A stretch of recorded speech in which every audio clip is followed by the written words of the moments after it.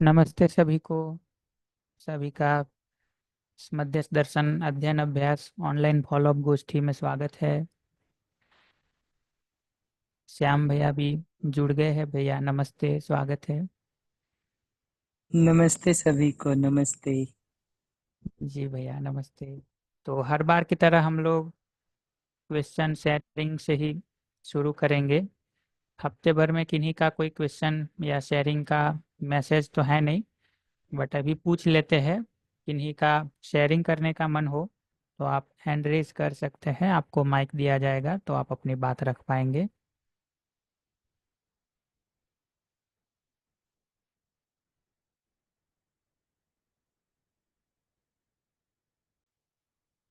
Hand raise करेंगे तो आपको माइक देंगे, जिसमें आप अनम्यूट करके आपकी बात रख पाएंगे। जी, तारा रानी जी का हैंड रेज है। आपको माइक दिया है दीदी जी, आप बता सकते हैं। नमस्ते भैया। नमस्ते। भैया मुझे पूछना था, जैसे भैया ने बोला था कि कोई भी आपसे कुछ कहता है तो लिसनिंग एबिलिटी को बढ़ाना है, गुड लिसनर बनना है। तो कुछ परिस्थिति ऐसी होती है, गुड लिसनर बन जाते हो और सामने वाले का हम चाहते तो हैं कि कचरा नहीं सुनना, लेकिन फिर भी मतलब अगर हम उससे इफेक्ट हुए, इतना इट मीन्स हमने कुछ तो कचरा सुना, लेकिन अभी एकदम से इतनी योग्यता नहीं है कि सारे कचरे को हम वो फिल्टर कर पाए। तो उस स्थिति में और अपनी नीड को व्यक्त नहीं कर पाए उस कचरा थोड़ा सा सुनने की वजह से, तो अपने आप को जल्दी कैसे उस चीज से बाहर निकाल पाए कि हम किसी का कचरा बिल्कुल भी ना सुन पाए, जबकि अपने आप को बार बार जो भैया बताते हैं कि सामने वाला भी जो दर्शन की सही वास्तविकता है कि सामने वाला भी मानव है, वो भी अपना सुख चाहता है, दूसरे को सुखी करना चाहता है। चाहना में कोई वो नहीं, डाउट नहीं है, सिर्फ योग्यता की कमी है। सब अपने आप को समझा मतलब वो कर रहे हैं, रिकॉल कर रहे हैं बार बार। और कम्युनिकेट टू कनेक्ट के लिए भी मैंने अपने आप को बार बार कोशिश की, बट फिर भी मैं अपनी नीड व्यक्त नहीं कर पाई किसी परिस्थिति में। तो क्या करें कि हम ऐसा कर पाए, क्योंकि अभी योग्यता की कमी तो मुझ में भी बहुत है। भैया मैं अपनी बात पहुंचा पाई? जी दीदी, आप कहें तो मैं रिस्पॉन्ड करना शुरू कर सकता हूँ। जी भैया जी। 3 स्टेप में इसको करके देखना चाहिए, ट्राई करके कि क्या रहता है। मैं तीनों सजेस्ट कर देता हूँ। पहला स्टेप तो यह है कि ये सारा कंटेंट को सुनने के बाद हमको पलट के ये देखना चाहिए कि उसमें से कौन सा बिंदु ऐसा है प्रधानता से जिस पर ध्यान के बने रहने से हमको नॉर्मल रहने में मदद मिलती है। अपने लिए सारे जितना भी कंटेंट हमने सुना है ना, वो सबको सुनने के बाद थोड़ी देर फ्री रह के अपनी सारी परिस्थितियों में से उलट पलट के देखना चाहिए कि कौन सा इसमें से सूचना ऐसी है जो अगर मेरे ध्यान में बनी रहे तो मेरे नॉर्मल और नेचुरल रहने की या स्नेह के भाव में बने रहने की सबसे ज्यादा पॉसिबिलिटी होती है। वो आइडेंटिफाई करना अपने लिए जरूरी है, और वो आइडेंटिफाई होता है तो उस पर ध्यान को बनाए रखने का प्रयास करना नॉर्मल और नेचुरल स्टेट में वही जरूरी है। चूक हमसे ये होती है कि हम इस फर्स्ट स्टेप को कंटिन्यूअसली नहीं कर रहे होते हैं, तो एबनॉर्मल या कठिन सिचुएशन में ये ध्यान में आना मुश्किल होता है। आता भी है ध्यान में तो ऐसा है कि गाड़ी एक बार पलट गई है, फिर हम ध्यान में ला करके उसको संतुलित करने का काम कर रहे हैं। वो भी रिलेटिवली डिफिकल्ट टास्क है। हमको नॉर्मल और नेचुरल स्टेट में ही इस मूलभूत सच्चाई पर ध्यान को बनाए रखने का एफर्ट करने की जरूरत है। उसके लिए जितने तरीके अपना सकते हैं, सपोर्टिंग तरीका, चाहे आप उसको मतलब पर आवर 5 मिनट निकाल के करें, चाहे आप उसके लिए जो है अपने टेबल पर कोई रिमाइंडर डाल के रखें, चाहे किसी जगह पर वो कंटेंट लगा के रखें जो बार बार आपको उस तरफ ध्यान दिलाने के लिए बाध्य करता हो, चाहे आप मोबाइल के उसके स्क्रीन सेवर में लगा के रखें कि कंप्यूटर पे लगा के रखें, कि जो मीन्स आप अपना सकते हैं कि दीवार पे चिपका के रखें। मुख्य बात यह है कि there should be a constant reminder for me, ताकि हमारा ध्यान उस कंटेंट के ऊपर बार बार नेचुरल और नॉर्मल स्टेट में आ सके।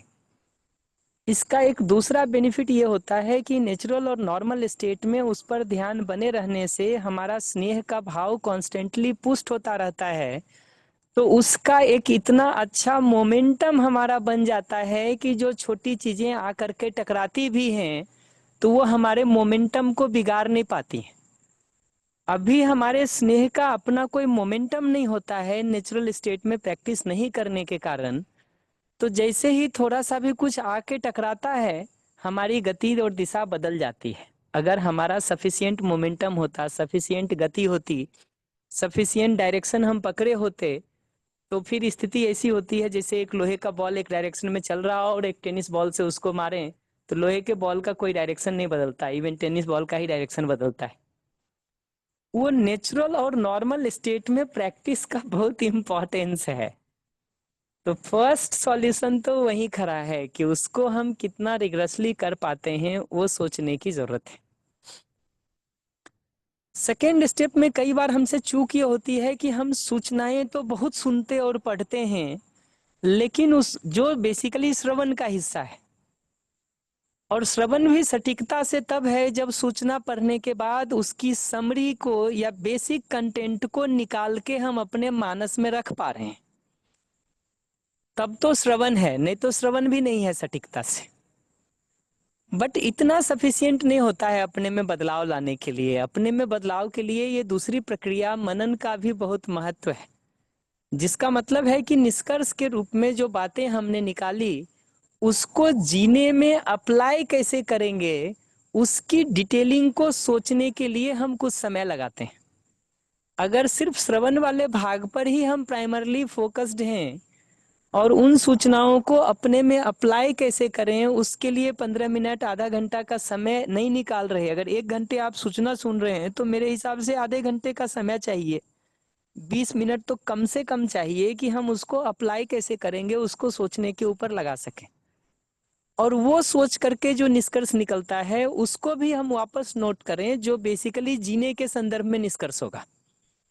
जब आप कंटेंट के श्रवण से कोई सूचना सुनते हैं तो वो समझने के संदर्भ में निष्कर्ष होता है प्रधानता से, और जब मनन के बाद आप निष्कर्ष निकालते हैं तो वो जीने के संदर्भ में निष्कर्ष होता है प्रधानता से। जैसे एक उदाहरण मैं दूं तो जब आप समझने की जगह पर, श्रवण की जगह पर मानव को जीवन और शरीर इन दोनों के सहअस्तित्व के रूप में पहचानेंगे, उनकी आवश्यकता, क्रिया, ये सबको अलग अलग देखेंगे, तो ये निष्कर्ष निकलेगा कि मानव, जीवन और शरीर इन दोनों का सहअस्तित्व है। अब इस कंटेंट की दृष्टि से हम जीने जाएंगे तो हमारे जीने में क्या मॉडिफिकेशंस होंगे या क्या ऐड करने की जरूरत पड़ेगी, उस दृष्टि से अगर देखेंगे तो ये समझ में आता है कि अगर मानव, जीवन और शरीर दोनों का सहअस्तित्व है और दोनों की अलग अलग आवश्यकताएं हैं तो हमारे रोजमर्रा के जीने में दोनों को पूरा करने के लिए समय होना चाहिए। अब अगर हम दे रहे हैं समय तो वेल एंड गुड, नहीं दे रहे हैं तो देने की जरूरत पड़ेगी। उसमें भी अगर जीवन की वरीयता समझ में आती है तो सही समझ और सही भाव को इंश्योर करने के लिए रिलेटिवली अधिक समय और प्रयास की जरूरत समझ में आती है। तो अब ये हमारा जीने के संदर्भ में निष्कर्ष है कि हम दिन भर में 2 घंटा समझ और भाव के संदर्भ में लगाएंगे। ये निष्कर्ष अगर नहीं निकालेंगे तो ये कंटेंट सुनने के बावजूद भी कि मानव, जीवन और शरीर का अस्तित्व है वो ट्रांसलेट नहीं होगा जीने की जगह पर। या हम अगर ये बात निकाल पाए कि जीवन और शरीर का अस्तित्व होते हुए जीवन की प्रधानता है, तो जीवन का जो मुद्दा है, ज्ञान या समाधान या जागृति या सही समझ, सही भाव, वो वरीयता में ऊपर आएगा बाकी जगहों पर प्रयास करने की तुलना में। ये जीने की जगह का निष्कर्ष है। उसको ट्रांसलेट करने जाएंगे तो उसका मतलब होगा कि ये दोनों में से किसी एक को अगर हमको किसी कारण से पूरा करना पड़ रहा है तो हम जीवन की प्रायोरिटी को रख करके चलेंगे, शरीर वाली प्रायोरिटी को हम पीछे करेंगे। तो अपने लिए अगर अध्ययन और नाश्ता में किसी एक का ही समय बचा है तो हम अध्ययन का काम करेंगे। ये हमारा जीने के संदर्भ में निकला हुआ निष्कर्ष है। मनन की प्रक्रिया के बिना, यानी खुद के विचारों को उसमें इन्वेस्ट किए बिना, न तो ये निष्कर्ष बहुत निकलेंगे और दूसरे के निकाले हुए निष्कर्ष को श्रवण की जगह पर सुन भी लेंगे तो भी उसको जीने की निष्ठा और तत्परता नहीं बनेगी अगर खुद से उसमें मनन वाले काम को नहीं करेंगे। फॉर एग्जाम्पल, ये निष्कर्ष निकाल के मैंने दे दिया और इसको भी आप श्रवण की जगह पे ही सुन करके कोशिश करेंगे आगे चलने का, तो जीने में ट्रांसलेट नहीं होगा। तो ये दूसरा जगह है। मनन का मतलब ही यही है। जीने के संदर्भ में, समझने के संदर्भ में मनन की बात मैं अभी नहीं कर रहा हूं। जीने के संदर्भ में मनन का मतलब ही यही है कि वो जो सूचनाएं हमको मिली हैं उसके आधार पर अपने जीने में कौन सी क्रिया को हम कंटिन्यू रखेंगे या पुष्ट करेंगे, कौन सी को हम बिल्कुल ही रोक देंगे या मॉडिफाई करेंगे, और किसमें कितने बदलाव की जरूरत पड़ेगी, कहाँ ऐड करेंगे।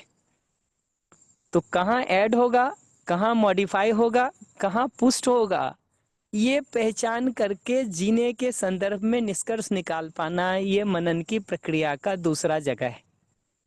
इस काम को भी अगर नहीं करेंगे रिग्रेसली, तो समझ जीने में समझ का मतलब सामान्य रूप से जो भाषाभास के रूप में समझ में आया है, वो जीने में ट्रांसलेट नहीं होगा।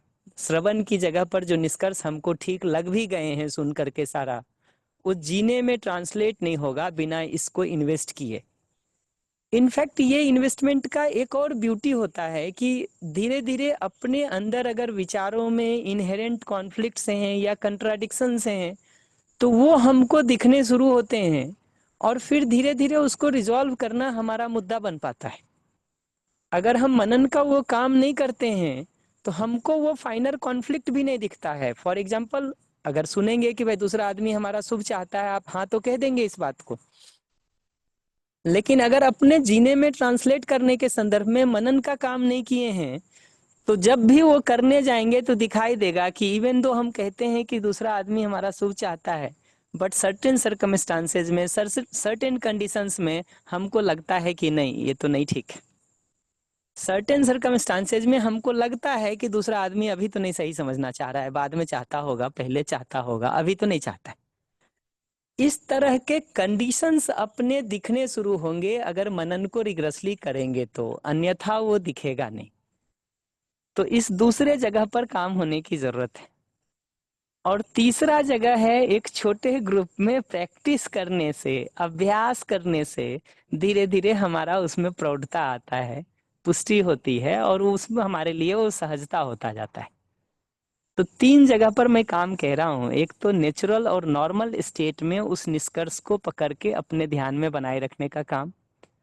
दूसरा, जो भी कंटेंट हम सुनते हैं उस पर 15 मिनट आधे घंटे लगा करके कैसे उसको जीने में अप्लाई करेंगे। कंटेंट के मूलभूत निष्कर्ष जो हमने निकाल लिए समझने के संदर्भ में दो चार, उसको कैसे जीने में ट्रांसलेट करेंगे, कि इसके आधार पर अब विचार कैसे करेंगे, इसके आधार पर अब भाव कैसा बना रहेगा, इसके आधार पर बोलने जाएंगे तो कैसा होगा, इसके आधार पर व्यवहार करेंगे तो कैसा होगा, इसके आधार पर आहार विहार कैसा होगा, इसके आधार पर रहन सहन कैसा होगा, इसके आधार पर दिनचर्या कैसी होगी, इसके आधार पर उत्पादन कैसा होगा, इसके आधार पर सुविधा का उपयोग सदुपयोग कैसा होगा, संरक्षण कैसा होगा, बच्चों के साथ पढ़ाने के काम को कैसे करेंगे, घर में बाकी लोगों के साथ जीने को कैसे करेंगे। ये डिटेलिंग के काम को करना जरूरी है मनन की जगह पर।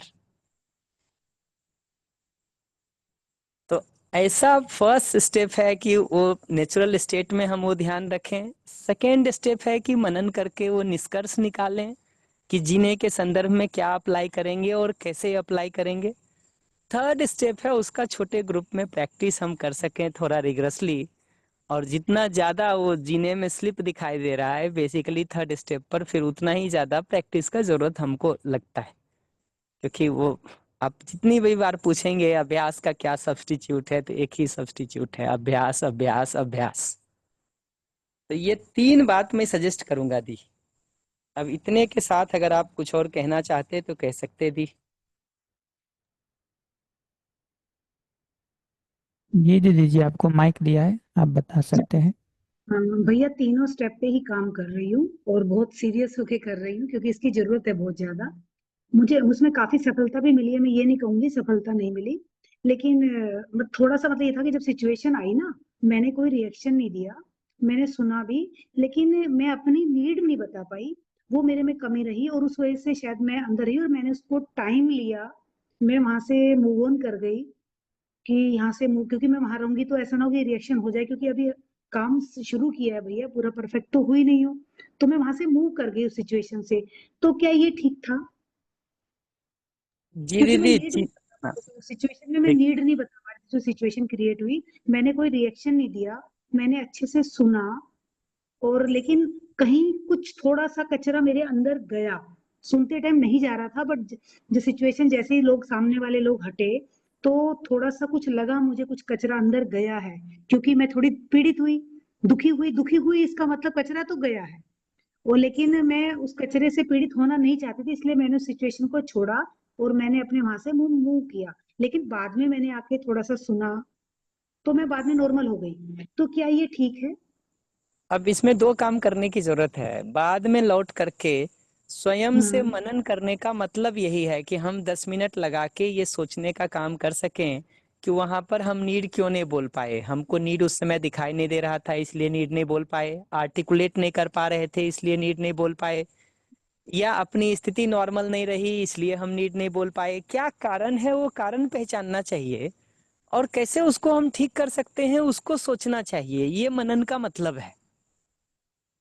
इसी केस के संदर्भ में आप देखोगे तो मनन के संदर्भ में ये लौट के करने की जरूरत है कि वहां पर हमारी स्थिति क्या हुई, हम नीड नहीं पहचान पाए अपना क्या, या हमारी स्थिति बिगड़ गई इसलिए हम बोल नहीं पाए, या अगला सुनने की स्थिति में नहीं था इसलिए हम नहीं बोल पाए।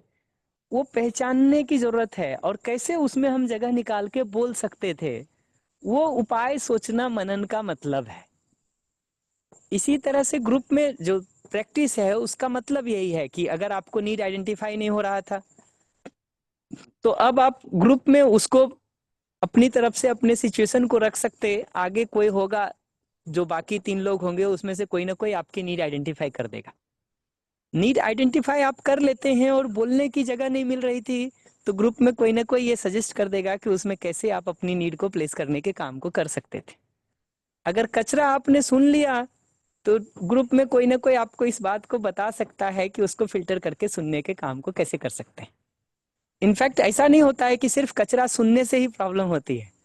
3 स्टेप है। एक है कि हम नीड नहीं सुनते, दूसरा है कि हम कचरा सुन लेते हैं, तीसरा है कि वो कचरे को हम अपने ऊपर लेके सुन लेते हैं। कचरा सुनाई भी दे लेकिन उसको अपने ऊपर नहीं लेंगे तो भी रिएक्शन नहीं आएगा। सुनाई भी दे कचरा लेकिन हम उसको अपने ऊपर नहीं लें, उससे सिर्फ अगले के भाव की, विचार की, मान्यता की, स्थिति को पहचानने का काम करें, तो भी रिएक्शन नहीं आएगा। रिएक्शन तो तब आता है जब ये तीनों चीज होती, नीड कहीं ना कहीं सबसाइड हो जाता है, कचरा ठीक से सुनाई देता है, और उस कचरे को हम अपने ऊपर लेके सुनते हैं कि मेरे लिए ऐसा कहा जा रहा है, मेरे को ऐसा कह रहे हैं, जबकि मैं ऐसा नहीं हूं या ऐसी नहीं हूं। ये ठीक है दी?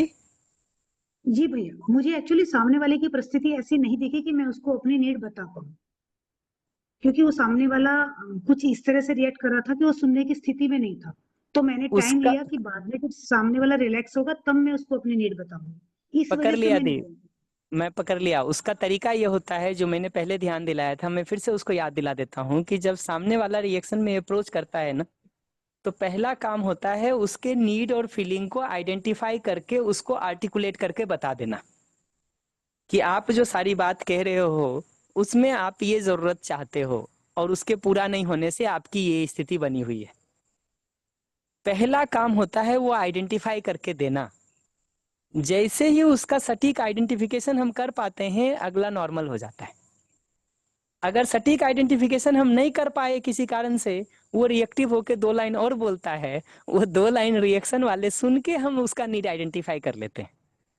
तो प्रॉपरली उसका नीड आइडेंटिफाई हो जाए, फीलिंग ना भी कर सकें, सिर्फ नीड भी कर लेंगे और बता देंगे अगले को ना कि आप अपनी ये नीड को एक्सप्रेस करना चाह रहे हैं और उसके पूरा नहीं होने से आपको ये ऐसी तकलीफ हो रही है। ये पार्ट 2 कर दें फीलिंग का तो और अच्छा, नहीं तो कम से कम नीड कर दें। ये जगह है जहां से अगले का रिलैक्स होने का काम हो जाता है, क्योंकि उसको ये दिख जाता है कि सारा गुस्सा करके या रिएक्शन करके वो जो कहना चाह रहा था वो बात तो पहुंच गई। अब बात पूरी होगी कि नहीं वो आगे की बात है, बट पहुंच तो गई बात उसकी। जब अगला रिएक्शन में हो तो अपनी नीड फीलिंग बताने से नहीं शुरू करना होता है, अगले की नीड और फीलिंग आर्टिकुलेट करने से काम शुरू करना होता है। और इसको अब आप प्रैक्टिस कर सकते हैं अपने छोटे ग्रुप में, जहां अगला वो रोल ले ले और आप उसको आइडेंटिफाई करके नीड और फीलिंग बोलने के काम को कर सकें। आप बोलने जाएंगे स्लिप होगा, लेकिन 1 बार 2 बार 3 बार 4 बार ग्रुप में प्रैक्टिस करेंगे ना, 5-7 मिनट, तो 5वीं बार आप ठीक से अगले की नीड और फीलिंग आइडेंटिफाई करके बोल पाएंगे। ये उसका फर्दर स्टेप बनता है जो आप कह रहे हैं उसमें। भैया अपनी गलती पकड़ में, सेकंड वाला स्टेप जो था ना, उसकी नीड को मैं कैलकुलेट नहीं कर पाई, वो वही कमी रही, इसी वजह से शायद सब कुछ हुआ नहीं, वो मुझे अपनी पता चल गया। थैंक यू सो मच भैया, पकड़ में आ गया क्या गड़बड़ हुई है। धीरे धीरे ही एक एक स्टेप पकड़ में आता है दीदी। जी भैया, नहीं पकड़ में आ गया भैया। थैंक यू सो अगला मच भैया। रिएक्टिव हो तो वहां से शुरू करना होता है। हम जी भैया परेशान जी। हो हम परेशान हो या हम किसी ब्लॉक कम्युनिकेशन को स्टार्ट करना चाह रहे हैं और अगला को तब हम अप्रोच तब करते हैं जब अगला नेचुरल और नॉर्मल स्टेट में। मेरा आपसे कम्युनिकेशन ब्लॉक है, तो जब आप शांति से बैठे हुए हैं तब हम आपको अप्रोच करेंगे। या हमको कोई पीड़ा हो रही है आपके साथ जीने में, तो जब आप शांति से बैठे हुए हैं तब हम आपको अप्रोच करेंगे। और वो अप्रोच करते समय हम एकदम सिंपल काम करते हैं कि हम अपनी नीड और फीलिंग को बताने से शुरू करते हैं। तो हम पीड़ा में हैं या हम ब्लॉक कम्युनिकेशन ओपन करना चाहते हैं, तो अपनी नीड फीलिंग को बताने का काम जब अगला शांत बैठा हो, सामान्य हो, तब। और अगला रिएक्शन में है तो उसकी नीड और फीलिंग को आइडेंटिफाई करके उससे वेरीफाई कर लेने का काम, ये पहला जगह है। बढ़िया दी, करिए धीरे धीरे, तब बहुत बढ़िया, बताइएगा हमको बहुत रिजल्ट। बढ़िया। उसकी नीड मैंने सुन तो ली, बट उसको बता नहीं पाई, यहाँ पे गड़बड़ हो वही गई। वही ये वही मनन करके मुझे क्लियर हो गया भैया, थैंक यू सो मच जी, भैया। अगली बार इस स्टेप को भी ध्यान रखूंगी। जरूर। जी भैया, थैंक यू। नमस्ते। जी भैया, शशि मौसी जी का हैंड रेज है। अनिरुद्ध भैया मैसेज में कह रहे दैट्स एम्पैथी। है ना, इम्पैथी का प्रिसाइज मतलब यही है कि अगले की नीड और फीलिंग को हम ठीक से सुन पाते हैं, महसूस कर पाते हैं। और महसूस करने का ये मतलब नहीं है कि हम भी वैसा रोना धोना शुरू कर देते। उसका मतलब इतना ही है कि हमको एग्जैक्टली पता है कि आपका स्टेट अभी क्या है, उसको हम फील कर पा रहे हैं। और ये फील करना बेसिकली कनेक्ट करता है अगले के साथ। वो कल मैं पिछले दिन एक सेशन में था तो बड़ा अच्छा स्टेटमेंट वो कह रहे थे कि कनेक्ट रेदर देन करेक्ट। अभी जो हमारा लोगों से बात करने का एटीट्यूड होता है ना, उसमें अगले को करेक्ट करना जो है वो पहला गोल होता है। जिसमें हम सही हैं तुम गलत हो, पहले तो ये सिद्ध करना गोल होता है। फिर अगला गलत कर रहा है तो उसको सुधार करना हमारा गोल होता है। मेरे हिसाब से हम सही हैं तुम गलत हो, ये तो सिद्ध करने का मुद्दा ही नहीं है। और सुधार भी अगर अगले में करना चाहते हैं तो वो करेक्शन के पहले कनेक्शन होना जरूरी है। अगर वो कनेक्शन ही, हमारा ही जुड़ाव उसको नहीं महसूस हो रहा है और उसके पहले हम ही जुड़ाव नहीं महसूस कर रहे हैं, हम ही एलूफ हैं, अलग थलग हैं और दूर रह के उसको देख रहे हैं। दूर रह के देखने का मतलब बिना उसके साथ अपने उस संबंध और जुड़ाव को देखे बिना उसको करेक्ट करने का काम कर रहे हैं, तो प्रक्रिया ही नहीं शुरू होती है। क्योंकि करेक्शन तब होता है जब अगला हमारे साथ जुड़ाव को देख पाता है, अगले को ये बात दिखाई देती है कि I have a sense of care and concern for him or her, I have a feeling of affection for him or her. ये जगह है जहां से अगला हमको सुनने के लिए और हमारे सलाह के हिसाब से करेक्ट होने के लिए प्रस्तुत होता है। और वो जगह अगले में बन पाए, उसकी जगह तो यही है कि वो जैसा भी है हम उसको स्वीकार करके उसके साथ एक कनेक्शन को, एक जुड़ाव को, एक संबंध को महसूस कर पाते हैं और उसमें उसकी नीड और फीलिंग को हमको ठीक से एहसास हो पाता है। ये जगह है जहां पर काम होने की जरूरत है।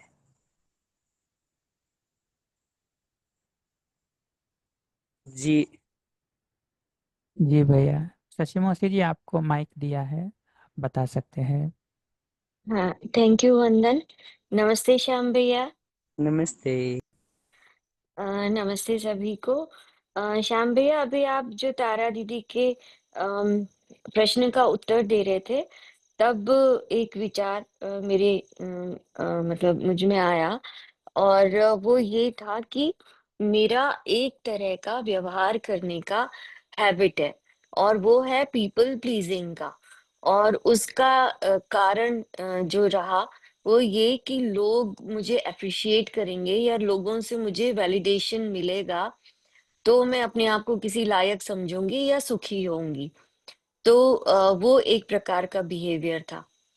अब मैं जो इतना कंटेंट सुना है उसके बाद में कि मुझे स्नेह का भाव रखना है, मुझे संबंध का भाव रखना है, अगला इंसान जो है वो सही समझना चाहता है, मेरी तरह है, शुभ चाहता है, तो मैं अभी भी वही भी प्लीजिंग वाला काम कर रही हूँ।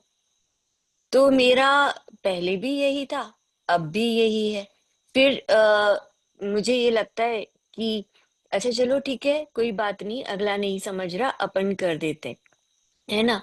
लेकिन वो सहजता तो नहीं आ रही है भैया, क्योंकि सामने से तो वही हो रहा है कि टेकन फॉर ग्रांटेड वाली चीज, और फिर वहां मुझे लगता है जैसे मैं ठगी सी गई हूँ, है ना, ठगी सी रह जाती हूँ कि मतलब पहले में और अब में, क्योंकि मेरा ही वो एक बिहेवियर का पैटर्न है, तो मैं उसी तरह से, मुझे और दूसरा तरीका आता ही नहीं है कि सहजता के साथ में उन जगहों पे जहां मेरे रिलेशन में विश्वास नहीं है, स्नेह नहीं है, आश्वस्ति नहीं है, उन जगहों पे ये बिहेवियर की मेरा एक पर्टिकुलर पैटर्न है।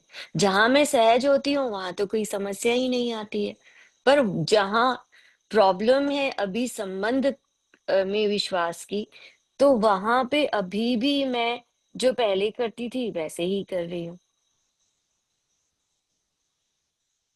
जी दी, रिस्पॉन्ड कर दूं?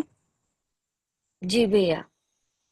अलग अलग जो आप कह रही हैं वो पूरा एक प्रॉब्लम मैं नहीं देखता हूँ, उसके अलग अलग हिस्से हैं, तो मैं पार्ट वाइज उसको रिस्पॉन्ड कर देता हूँ। जी। ये जो पीपल प्लीजिंग एटीट्यूड है ना, ये तो हाँ। इस बात से नहीं सॉल्व होगा कि अगला हमारा शुभ चाहता है ये देखने से। अगला हमारा शुभ चाहता है ये देखने से तो स्नेह का भाव आ सकता है, जिसका मतलब है द्वेष, विरोध, ईर्ष्या, घृणा, इसका रिजोल्यूशन हो सकता है। ये जो हम्म। पीपल प्लीजिंग एटीट्यूड है, जहाँ दूसरे को अच्छा लगने के लिए हम कुछ कर रहे हैं, वहां तो एक सिंपल सवाल अपने से पूछने की जरूरत है कि दूसरों को जो अच्छा लगे वो करना महत्वपूर्ण है या जो सही है वो करना महत्वपूर्ण है।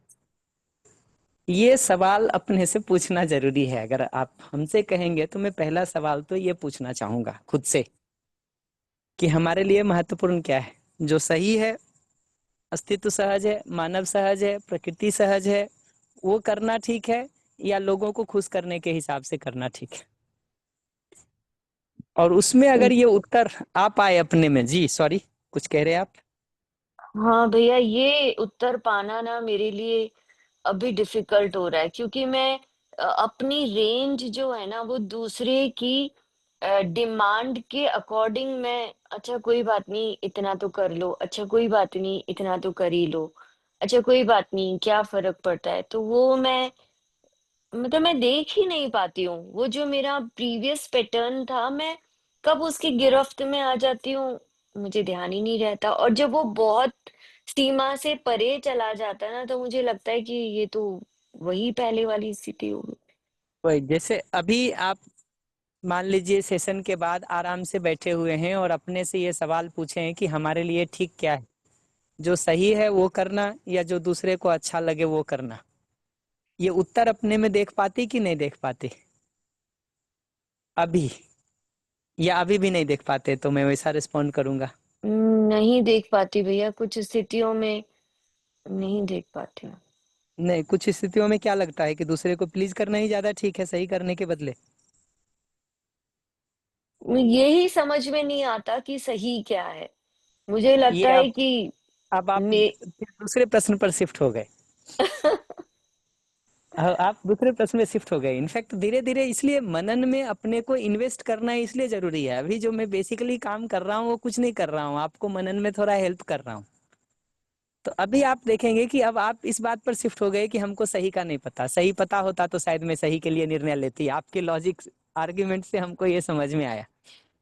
भैया जैसे लगता है कि संबंध का भाव जो है वो सही है, लेकिन अब उस संबंध के भाव को रखने के लिए मैं दूसरे की बात को मानूं, अगर मुझे पता है कि मैं नहीं दीदी मानूंगी, एक जो मिनट एक कि मिनट एक हाँ। मिनट दीदी, देखिए गलत डायरेक्शन में हम फिर से जा रहे हैं। हाँ ठीक है ये ठीक है। कहाँ से तय हुआ है कि संबंध का भाव होगा तो हम दूसरे की बात मानेंगे?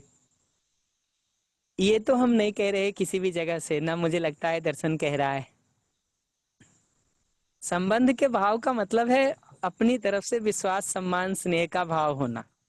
संबंध के भाव का मतलब है अगले की नीड के साथ साथ अपनी नीड या अपनी नीड के साथ साथ अगले की नीड, ये दोनों के पूरा होने पर विचार को चलाना। मैं और संबंध के भाव का मतलब मैं ये तो किसी तरह से नहीं कह रहा हूं कि अगले की गलत को हम मान लें। नहीं, आप नहीं कह रहे हैं, पर मैं ही इसमें जाके बार बार उलझ जाती हूँ। ये मुझे दिख वही रहा है कि मैं उलझ रही हूँ इसमें। तो मनन की जरूरत यहीं पर है कि हम थोड़े खाली समय जब होता है हम बैठ करके उस समय ये सोचने का काम कर सकें कि जो डिजाइन हम अभी बनाए हैं वो सही है कि नहीं है। और अगर लगता है कि सही नहीं है तो सही के हिसाब से क्या डिजाइन बनता है उस पर सोचना चाहिए। जैसे आप पूछेंगे कि गाइडलाइन क्या होना चाहिए सोचने का, तो मैं 3 सिंपल गाइडलाइन कहूंगा कि अगले के साथ हर समय हमारा विश्वास, सम्मान और स्नेह का भाव बना रहे, जिसका मतलब है कि उसके इंटेंशन के ऊपर हम डाउट नहीं कर रहे, वो ट्रस्ट ऑन इंटेंशन बना है। दूसरे को अपने जैसा मानव स्वीकार के अपनी बराबरी की जगह पे रख के हम भाषा, भाव, शैली, आचरण सबसे प्रस्तुत हो रहे हैं। और स्नेह के भाव के तहत जैसा हम अपने सुख दुख और अपनी जरूरतों का ध्यान रखते हैं वैसा ही हम अगले की जरूरतों का भी ध्यान रखते हैं। ये 3 पैरामीटर के साथ हम जी रहे हैं। ये पहला जगह है। अगर आप पूछिएगा कि ठीक जीने का मतलब क्या है किसी के साथ, तो पहला स्टेप ये है। दूसरा स्टेप ये है कि सुनते समय उसके सारे कचरे को फिल्टर करके हम सिर्फ नीड सुनने का काम करते हैं, हम्म। और अपनी नीड हमको पहले से पता है। थर्ड स्टेप ये है कि अपनी नीड और अगले की नीड ये दोनों कैसे पूरा हो सकता है, उस अर्थ में हम विचार में समाधान को फैलाने का काम करते हैं। ये 3 गाइडलाइन को अपने सामने रख करके जो परिस्थितियां हमारी आती हैं उसमें हम क्या कर सकते हैं, ये उत्तर ढूंढने के लिए एफर्ट करने का नाम मनन है। मनन है। हम्म। जितना वो खुद से हो पाए वेल एंड गुड, नहीं हो तो फिर जो ग्रुप बना रहे हैं आप एनवीसी की प्रैक्टिस के लिए, वहां भी उस काम को कर सकते हैं कि हमको ये चीज नहीं दिखाई दे रही है, तो बाकी लोग शायद उस मनन में भी आपको हेल्प कर सकते हैं। बेसिकली वो हम्म। एक तरह से ग्रुप में उस प्रॉब्लम को सॉल्व करने की बात हो जाती है जो हम इंडिविजुअली सॉल्व करने का एफर्ट कर रहे हैं। तो वो प्रक्रिया से गुजरे बिना उसका रिजोल्यूशन नहीं है, और कहीं ना कहीं मनन की प्रक्रिया में हमको खुद उसका पार्ट होना पड़ता है, उस प्रोसेस से ही गुजरना पड़ता है, उसमें किनारे पे खड़े रह के नहीं हो सकता है। श्रवण का हम्म। काम किनारे खड़े रह के भी हो जाता है। मनन अभ्यास से जुड़ा है बहुत सारा। हम्म। निधिध्यासन आगे बढ़ेंगे तो वो और भी अभ्यास से जुड़ा हुआ है, वो किनारे पे खड़े रह के नहीं होगा, उसमें आपको उसका पार्ट ही होना पड़ता है। और पार्ट होने के क्रम में जितना जितना आप अपने को इन्वेस्ट करते हैं ना, बेसिकली वो जीवन क्रिया उतनी प्रखर होती है। जीवन क्रिया के प्रखर होने का, एक्टिव होने का, उसका उस दिशा में क्रियाशील होने का श्रवण बहुत थोड़ा हिस्सा है। श्रवण तो सिर्फ गाइडलाइन दे पाता है कि किस दिशा में उसको प्रखर करने की जरूरत है। ये मनन और निधिध्यासन वो प्रक्रिया है जिससे वो जीवन क्रियाएं एक्टिव होती हैं, क्रियाशील होती हैं और शार्पेन होती हैं। अदरवाइज वो शार्पेन नहीं होगी बिना खुद को इन्वेस्ट किए। तो वो प्रक्रिया अपनाने की जरूरत है दीदी, उसी को मैं मनन कह रहा हूं। हम्म। तभी उसके उत्तर मिलेंगे, नहीं तो नहीं मिलेंगे दी। और ग्रुप में आप डिस्कस करेंगे तो फिर कहाँ उसमें स्लिप हो रहा है वो पता चलना शुरू होगा। फिर ठीक रिस्पॉन्स क्या हो, ये अगर हमको मनन से उत्तर मिल गया कि उस परिस्थिति में मेरा ठीक रिस्पॉन्स ये बनता है, तो अब अगली बार हम उस सिचुएशन में अप्लाई कर सकते हैं इसको। अब मेरे पास तर्कस में वो तीर पहले से है कि ऐसे सिचुएशन होगा तो उसमें हमको क्या करना है।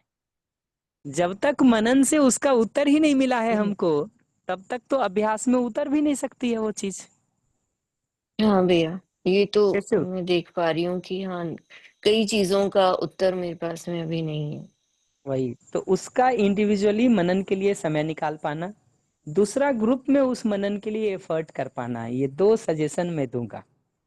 और गाइडलाइन के रूप में ये 3 चीज मैं कह रहा हूँ कि अपनी तरफ से भाव का ठीक रहने वाला भाग हो, अगले के सारे कचरे को फिल्टर करके नीड सुनने वाला भाग हो, और विचार इस अर्थ में चले कि ये दोनों नीड कैसे पूरी हो सकती है। अगले की नीड गलत दिखाई दे, परवर्टेड दिखाई दे, तो धीरे से पीछे जाके देखें कि उस परवर्टेड या गलत नीड के पीछे एक्चुअल कौन सी जेन्युइन नीड है जिसका परवर्टेड फॉर्म के रूप में ये गलत नीड दिखाई दे रहा है। तो अगर गलत नीड दिखती है, इनजेन्युइन नीड दिखती है, तो उसका तरीका ये होता है कि एक स्टेप पीछे जा करके हम देखना शुरू करते हैं कि कौन सी जेन्युइन नीड है जिसका परवर्टेड फॉर्म ये गलत नीड है। तो ये जनरल गाइडलाइन में आपको समय की सीमा के ध्यान में रख के दे रहा हूँ। बाकी यह है कि उसको मनन की प्रक्रिया का मतलब वही है। हम सबसे जो एक बड़ी चूक होती है कई बार वो ये होती है कि हम श्रवण में समय बहुत लगाते हैं, लेकिन उसके इम्पोर्टेंट पॉइंट निष्कर्ष के रूप में निकाल के नोट नहीं करते हैं। और नोट कॉपी में होना तो फर्स्ट स्टेप है, सेकंड स्टेप है वो स्मृति में नोट बना रहे, हमारे ध्यान में वो बना रहे, तब तो श्रवण का मतलब है।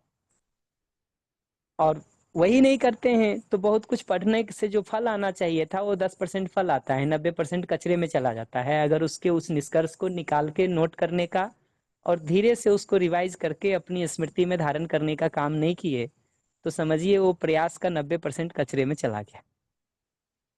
ऐसे ही मनन प्रक्रिया में उसको अप्लाई करने के ऊपर सोचने के लिए हम 15 मिनट आधा घंटा लगाने का काम नहीं किए। श्रवण तो हम खूब कर रहे हैं, लेकिन मनन करने का वो काम नहीं कर रहे हैं, तो निष्कर्ष जो भी निकल जाएंगे उसको जिए कैसे इसका उपाय कभी नहीं मिलेगा।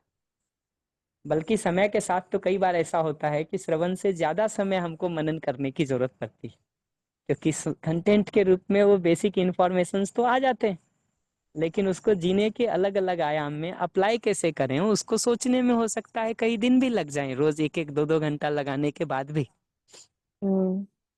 तो वो मनन वाला काम नहीं करेंगे तो निष्कर्ष अलग पड़ा रहेगा, जीने में वो इम्प्लीमेंट नहीं होगा, उपाय ही नहीं मिलेगा कि कैसे करें। थर्ड स्टेप होता है कि वो उपाय मिल भी गया हमको तो उस परिस्थिति में सजगता के साथ हम वहां अप्लाई कर सकें, उसको अप्लाई कर सकें, क्योंकि उपाय हमारे पास है, मिल गया है, तब भी एक एलिमेंट ऑफ एफर्ट चाहिए होता है कि उस सिचुएशन में हम थोड़ा सजग रहें और इस नए उपाय को अप्लाई करें। जी दी, जी भैया। देखना चाहिए करके, इतना ही कहूंगा मैं अभी तो।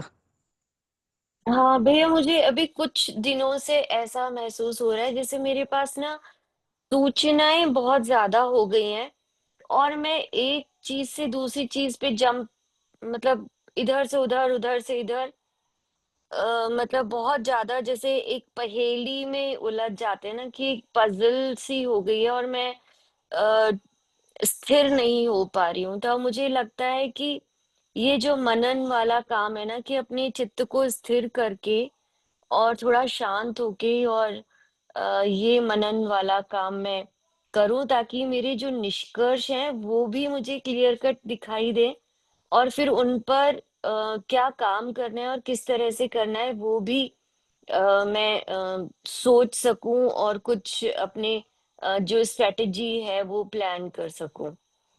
तो ऐसा अपने अंदर एक आवश्यकता भी महसूस कर रही थी। और आप जिनने जो कहा है, क्या वो इसी चीज के लिए आप कह रहे हैं? जी जी, ये दोनों निष्कर्ष निकल सके, सूचना के संदर्भ में भी प्रिसाइज निष्कर्ष निकले, फिर जीने में कैसे अप्लाई करेंगे उसका भी प्रिसाइज निष्कर्ष निकले, फिर थर्ड स्टेप है कि होश पूर्वक रह के हम उसको अप्लाई करके देखें। और जी भैया। अकेले ये काम, पहला दोनों स्टेप का काम जितना खुद से कर सकते हैं खुद से करें, नहीं तो ग्रुप में थोड़ा सपोर्ट लें, ग्रुप में जी थोड़ा भैया। सपोर्ट लें, उससे भी बहुत हेल्प मिल जाता है। जी भैया। जी जी। थैंक यू भैया। Thank you so much. जी भैया, गीता आंटी जी का हैंड रेज है, आपको माइक दिया है। यस, नमस्ते। नमस्ते भैया। नमस्ते सभी को। नमस्ते नमस्ते। भैया मेरे एक्चुअल में संक्षिप्त में रखूंगी मैं, 2 क्वेश्चंस हैं। भैया जब प्रतिकूल परिस्थिति होती है तो एक जो पीड़ा होता है ना, आवेग, उसको किसी को एक्सप्रेस करने का अंदर से वो आता है भाव। उसी तरह जब आपका जॉय अनुकूल परिस्थिति में भी वही होता है, आपको वो एक्सप्रेस करने का आती है। अंदर से भाव। तो भैया ये दोनों क्या मतलब मैं सही समझ रही हूँ? एक तो ये पहला है। दूसरा ये है भैया कि अब अनुकूल में जैसे कुछ चीजें हुई, वो अपनी अपनी मिसअंडरस्टैंडिंग को क्लियर हो गया व्यक्ति को। और जो अब जो आ रहा है जैसे अनुकूल परिस्थिति में हम देख पा रही हूँ कि वो संवेदना मतलब प्रभाव में आने का मुझे काफी वो लग रहा है। और मैं देख मतलब बह ना जाऊं या क्या कहूँ कैसे कहूँ कि मतलब मैं संज्ञानशीलता में बनी रहूं, संवेदनशीलता में ना जाऊं, ऐसा कुछ मतलब उसके लिए क्या प्रैक्टिस होगा या मतलब क्या मैं पता नहीं भैया रख पा रही हूँ अपनी चीज बात को। ये दो चीजें थी मुझे क्लियर करना था। और कैसे मैं इस अभ्यास को करूं ताकि मैं बनी संज्ञानशीलता में बनी रहूं, ऐसा अनुकूल परिस्थिति में भैया। मैं थोड़ा रिस्पॉन्ड कर देता हूँ, फिर बताइएगा उत्तर से यस कि भैया। मतलब आपको कनेक्ट हो रहा है कि नहीं। हाँ जी। देखिए, ये तो जीवन की एक नेचुरल टेंडेंसी है कि अनुकूल परिस्थिति में जो कुछ अच्छा घटित होता है उसको हम दूसरों के साथ शेयर करना चाहते हैं। ऐसे हम्म, प्रतिकूलता में भी जो पीड़ा होती है तो हम कहीं ना कहीं उसको शेयर करना चाहते हैं। अब आप पूछेंगे कि इसमें मतलब ये ठीक है कि नहीं है, तो एक स्टेप तक तो ठीक है, बट ये अंतिम स्टेप नहीं है। ये स्टेप हमारा है, तो अगला स्टेप इस पर काम होने की जरूरत है कि ये जो प्रतिकूल परिस्थितियां हमारी बन जाती हैं और उसमें हम परेशान होते हैं, वो परेशानी से कैसे बच सकें। प्रतिकूल परिस्थितियां तो होती रहेंगी लाइफ में, हम्म, बट उसकी जो परेशानी होती है वो परेशानी से हम कैसे बच सकें, उसके उपायों को सोचना चाहिए, जो मनन है। भैया मैं और एक मिनट रोकूंगी। हाँ, अनुकूल श्योर। परिस्थिति में बताइए भैया।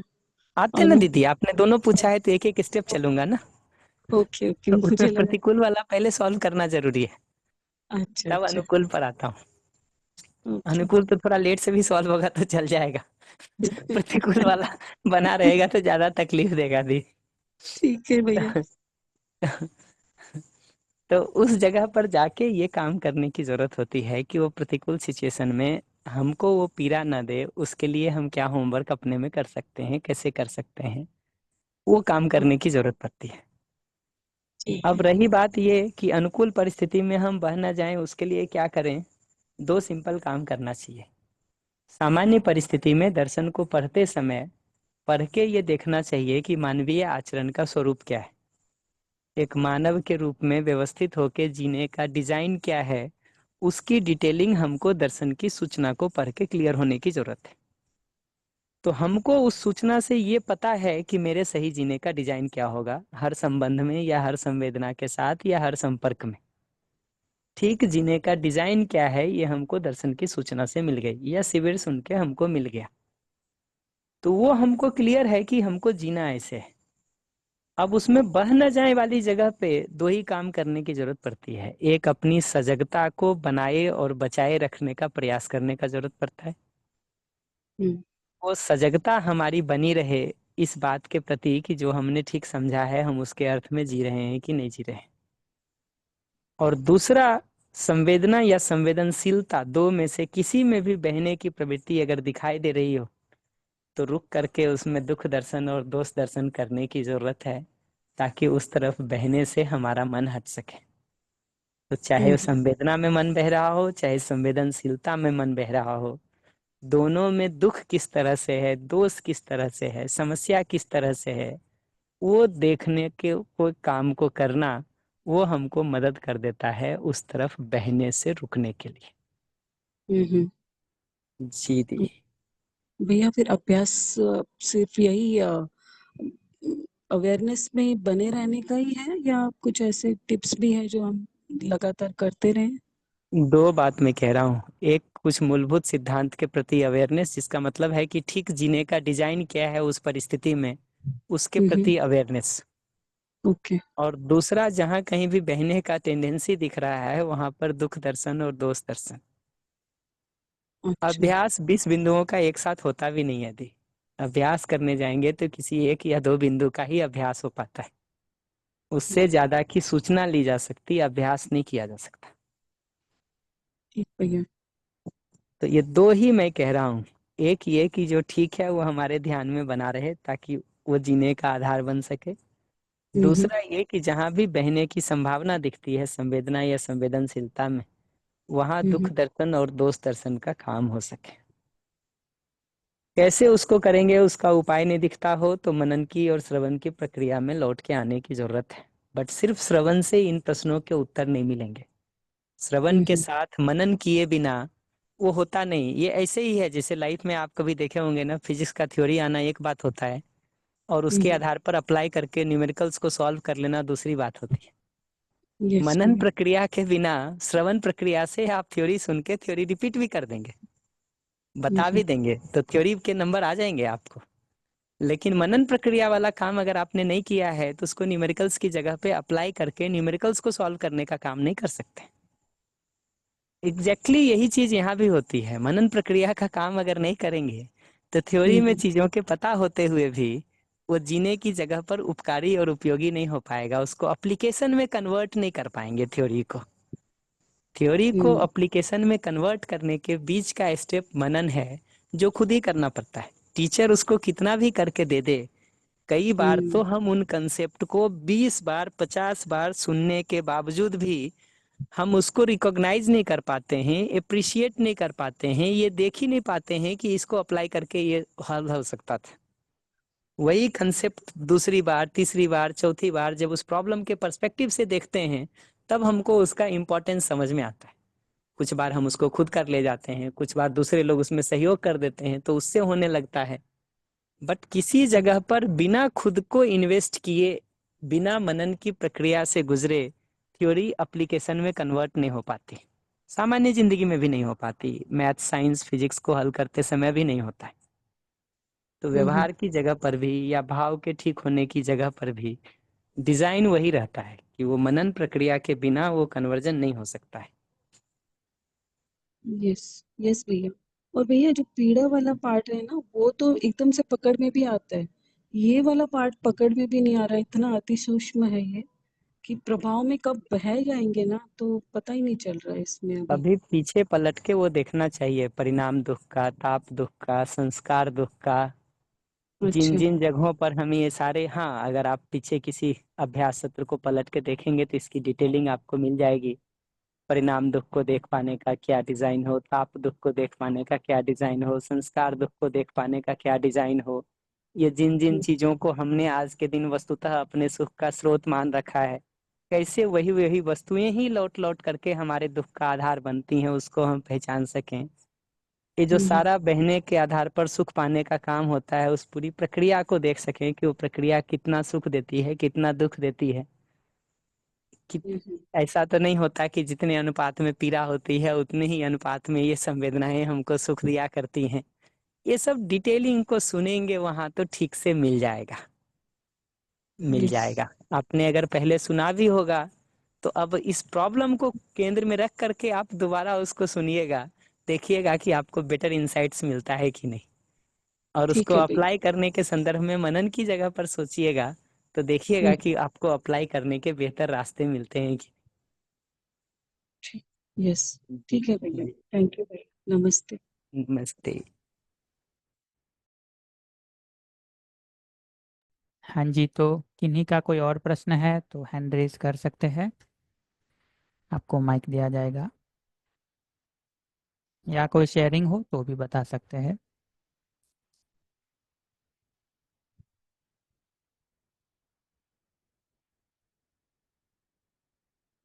हम लोग जो छोटे ग्रुप में प्रैक्टिस कर रहे हैं तो उनमें भी किन्हीं ग्रुप कोऑर्डिनेटर का कोई क्वेश्चन है या कोई डाउट है कि कैसे प्रैक्टिस करनी है या कैसे उसमें आगे बढ़ना है, उस बात को लेकर के तो भी अभी रखना हो तो रख सकते हैं उसको भी,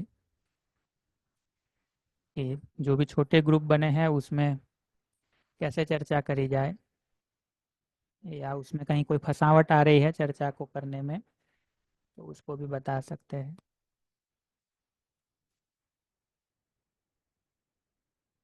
जी, अर्चना दीदी जी का हैंड रेस था, आपको माइक दिया है दीदी, आप बता सकते हैं।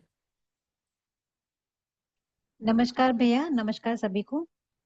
भैया नमस्ते। ये जो छोटे ग्रुप का आप एक बात बता रहे हैं ना कि उसमें एक रूपरेखा होनी चाहिए, तो क्या होनी चाहिए उस पे अगर थोड़ा सा एक बार चर्चा हो जाए तो इजी रहेगा कि हमें करना क्या है, कैसे करना है। नहीं तो फिर हम अपने ही ढंग से उसको डिजाइन करके चलते जा रहे हैं, तो वो डायरेक्शन सही है या नहीं है, वो थोड़ा सा गाइडलाइंस आप लोगों से मिल जाए तो अच्छा रहेगा। ऐसा मेरा प्रश्न था। लेट मी ट्राई दी। बाकी लोगों को और इसमें जो ऐड करना हो ऐड कर सकते, बट मैं जो देखता हूँ उसको मैं ट्राई कर देता हूँ। हमको लाइफ के जिन कठिन सिचुएशंस में भी कैसे रिस्पॉन्स करें वो पता नहीं चलता हो, उसको रिजॉल्व करने की जगह से मैं उस जगह की उपयोगिता देखता हूँ। और उसका तरीका एकदम सिंपल है कि जहां आपको अगले की बात को सुन के उसकी नीड का पता नहीं चलता हो, मैं अलग अलग केस बता देता हूँ कि किसमें क्या कर सकते हैं आप उस ग्रुप में। जहां आपको अगले की बात सुन के उसका नीड ही नहीं पता चलता हो कि नीड क्या है, वहां आप कुछ नहीं करिए। उस सिचुएशन को 1 मिनट में ब्रीफली ग्रुप को बता दीजिए, बस 1 मिनट, उससे ज्यादा लेने की जरूरत नहीं है। और उसके बाद आप उस स्टेटमेंट को बोलिए जो अगला बोला था।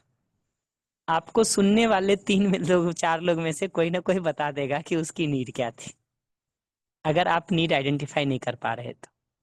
हमने भोपाल में इसको काफी करके देखा, और हर किसी का एक कॉमन फीडबैक था कि हम अपने सिचुएशन में अपनी नीड पहचान पाए चाहे ना पहचान पाए, सामने वाले की पहचान पाए चाहे नहीं पहचान पाए, जब किसी और की बात हो रही होती है तो हम आसानी से पहचान लेते हैं।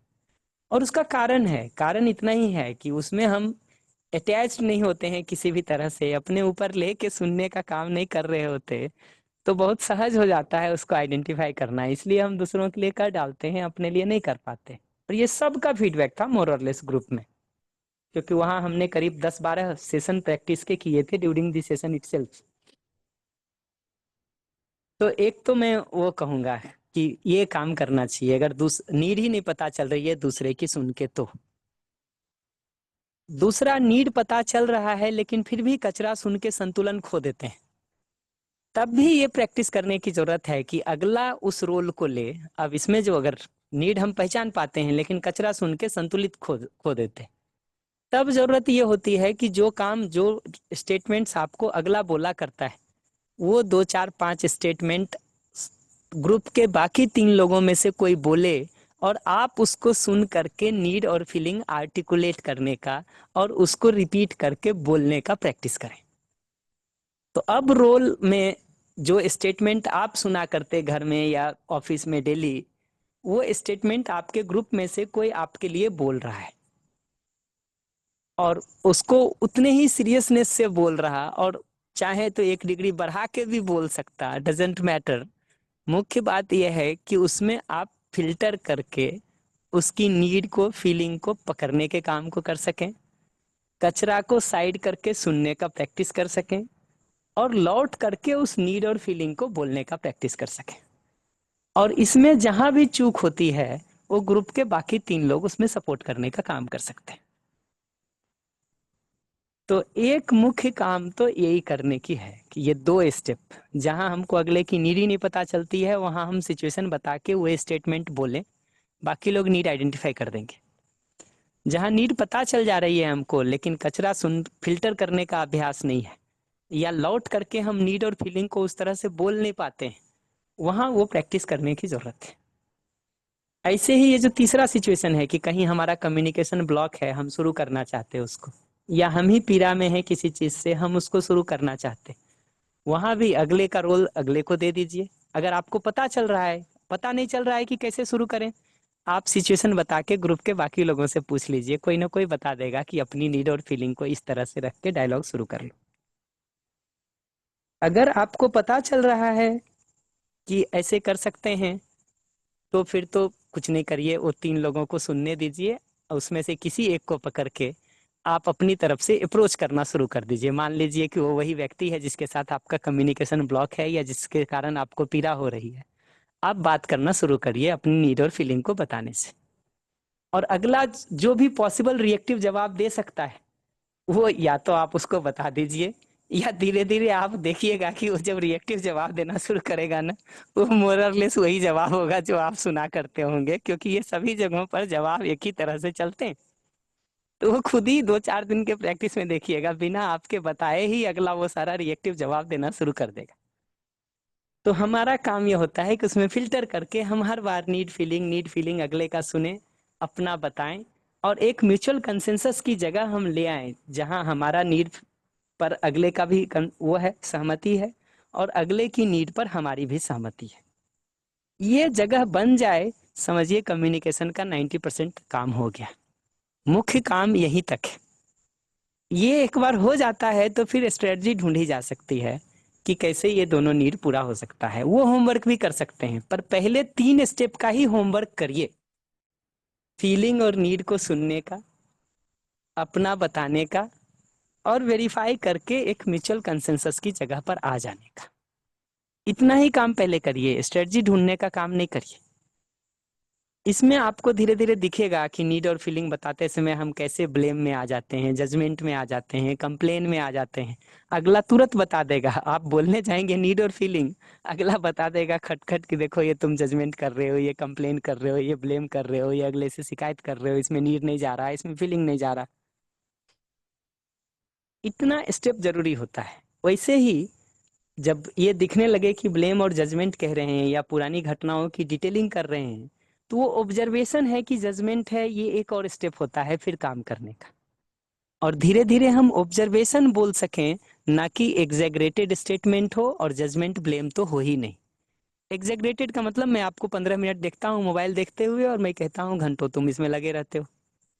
मैं आपको दिन में 2 बार किसी काम के लिए देखता हूँ, मैं कहता हूँ जब देखो तब तुम यही करते रहते हो। ये एग्जैगरेटेड स्टेटमेंट है, ये करेक्शन होने की जरूरत है। तो नीड फीलिंग का वेरिफिकेशन, फिर ये करेक्शन, ये सब हो जाए तब 2 काम और करना होता है। लेकिन पहले 15 दिन तो इतने को ही करिए, इसको जंप नहीं करिए। 15 दिन के बाद अगर इस पे लगे कि एक राउंड का हमारा कॉन्फिडेंस बन गया है, तब 2 काम और कर सकते हैं। एक है कि जो हम फिर इसके बाद अगले को रिक्वेस्ट के रूप में जो अपनी बात को प्लेस करते हैं कि क्या तुम मेरे लिए ये कर सकते हो, या हमको इसकी जरूरत है, क्या आप कर पाएंगे, उसको जिस भाषा में भी करिए, बट रिक्वेस्ट होने की जरूरत है। तो वो रिक्वेस्ट है कि नहीं, वो क्लियर कट है कि नहीं, प्रिसाइज है कि नहीं, निगेटिव तो नहीं है, डिमांड तो नहीं है, ये आप बोलने जाएंगे उसको तो बता देगा अगला आपके ग्रुप में। कैसे बोलें यही नहीं पता चल रहा हो तो प्रश्न बना के आप बाकी 3 लोगों से पूछिए, कोई ना कोई बता देगा। आपको पता चल रहा है कि ऐसे बोल सकते हैं तो सामने वाले को वो रोल दे करके आप ऐसा बोलने का प्रैक्टिस करिए। और जब एक बार नीड फीलिंग का पता होने का काम हो गया तो रिक्वेस्ट पे जा सकते हैं, या दूसरा तरीका हो सकता है कि आप अगले से पूछें कि क्या स्ट्रेटजी हो सकती है, कैसे उसको हम डील कर सकते हैं। ये अगले से पूछना एक बहुत सेफ ऑप्शन होता है कि आप दोनों नीड आइडेंटिफाई कर लिए, अब अगले से ही पूछिए कि आपके हिसाब से कैसे पूरा कर सकते हैं। जो तरीका वो बताता है वो आपको ठीक लगता है तो वेल एंड गुड, नहीं ठीक लगता है तो ये यहाँ से शुरू करने के बदले कि तुम्हारा तरीका ठीक नहीं है, हमको ये बताने की जरूरत होती है कि हमारी ये नीड कैसे पूरी होगी। क्योंकि तरीका ठीक नहीं होने का मतलब इतना ही है कि मेरी कोई सर्टेन नीड पूरी नहीं हो रही, तो हमको ये बताने की जरूरत होती कि मेरी ये वाली नीड इसमें कैसे पूरी होगी। वो पूछ लीजिए, अगर पूरा हो रहा होगा तो अगला वो बता देगा, नहीं पूरा हो रहा होगा तो स्ट्रेटजी को मॉडिफाई कर देगा। और स्ट्रेटजी निकालते समय ये ध्यान रखना जरूरी होता है कि अपने अंदर स्नेह का भाव रहे, जिसका मतलब होता है कि हम अगले की नीड और अपनी नीड दोनों को पूरा करने के लिए तत्पर हैं। एक स्टेप। दूसरा स्टेप, कहीं अगर दोनों नीड पूरी नहीं ही हो सकती है तो हम अपने को नीड को भी कट करने के लिए तैयार हैं, ना कि सिर्फ अगले की नीड को काटने के लिए बैठे हैं। तीसरा स्टेप, अगर किसी जगह पर ऐसा लगता है कि सिक्वेंशियली नीड पूरा हो सकता है, यानी कोई एक ही अभी होगा, दूसरा तो अगले महीने होगा या 15 दिन बाद होगा, तो हम इतना अगले के साथ स्नेह को महसूस कर सकें कि क्यों में उसको प्रायोरिटी दे सकें कि ठीक है आज तू ही अपनी नीड पूरी कर ले, कल हमारा हो जाएगा, या 15 दिन बाद हमारा हो जाएगा, या नेक्स्ट मंथ की सैलरी से हमारा हो जाएगा। वो थोड़ा सा रखने की जरूरत पड़ती है। बट आई वुड सजेस्ट कि स्ट्रेटजी और रिक्वेस्ट पे अभी जंप मत करिए, पहले 3 स्टेप को ही ठीक से करिए।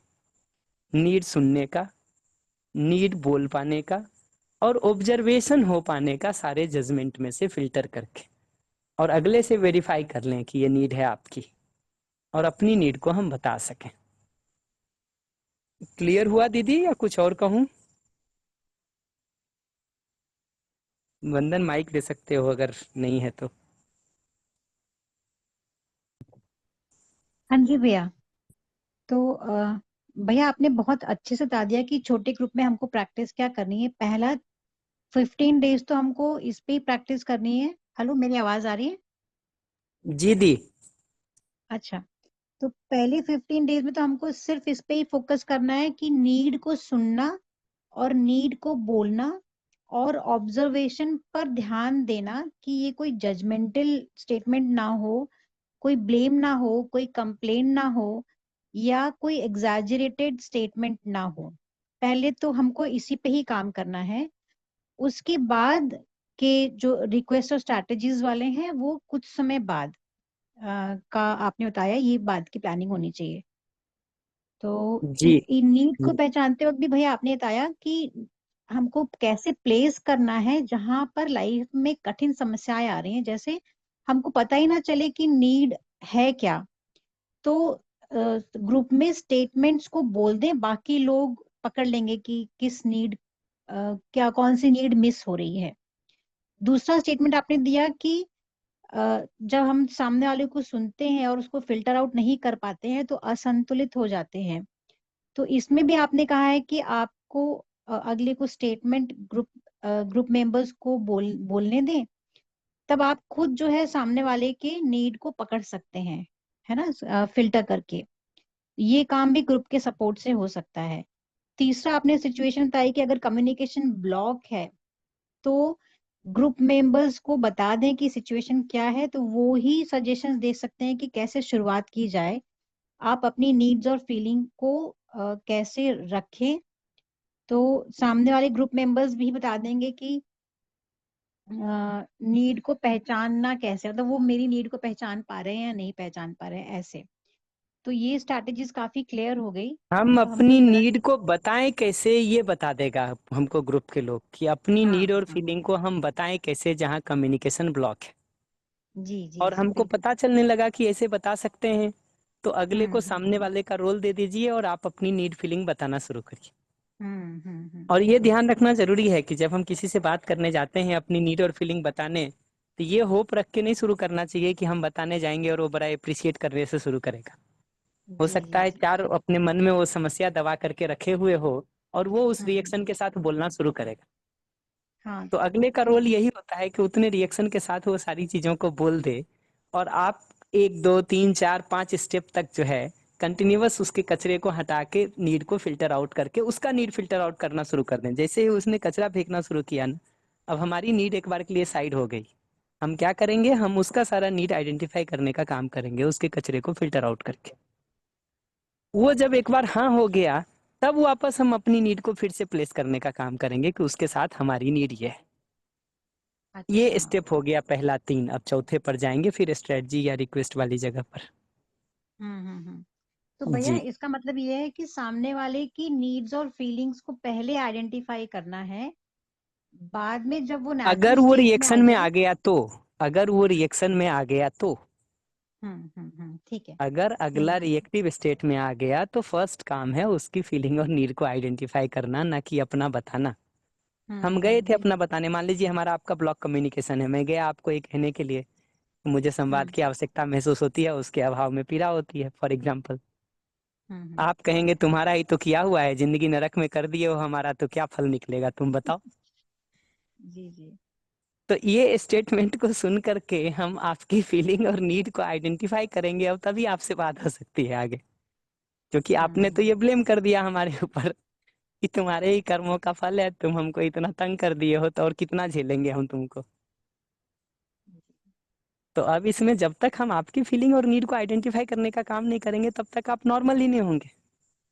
हम्म अब एक बार आप नॉर्मल होंगे तो फिर आगे बात हो सकती है कि कैसे आपकी नीड और हमारी नीड दोनों पूरी हो सकती है।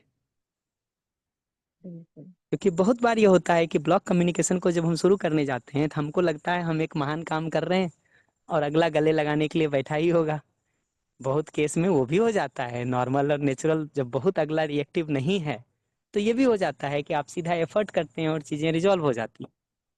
लेकिन अगला अगर 10 गांठ बांध के बैठा हुआ है तो आप मन बना के ही जाइए कि ये सब अप्रोच के बावजूद 5-7 राउंड तो बैकफाइड चीजें होने ही वाली हैं। 5-7 राउंड का मतलब 8-10 स्टेटमेंट वो एक के बाद एक वैसा बोल सकता जो रिएक्टिव है, और हम मन बना के ही बैठे हैं कि हम उन 10 जगहों पर नीड और फीलिंग को आइडेंटिफाई करने का काम करते चले जाएंगे। कठिन से कठिन केस भी जो जिंदगी में आपको 800 करोड़ आदमी में मिलेगा वो मैक्सिमम 10 लाइन अगला नेगेटिव स्टेटमेंट बोल पाता है, उससे ज्यादा बोलने वाला कोई नहीं है। 3, 4, 5, 6 होते होते खत्म हो जाता है। और ये आप ग्रुप में करके देखिएगा कि आप अगले को बोल दीजिए कि जितना निगेटिव स्टेटमेंट बोलना है इस पे बोलते जाओ।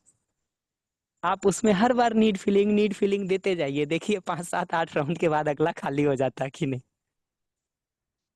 हम्म। जी जी जी भैया, बहुत बढ़िया भैया, इसको जरूर प्रैक्टिस करेंगे और इसी जी फॉर्मेट में प्रैक्टिस करेंगे। ठीक है भैया, जी धन्यवाद। जी।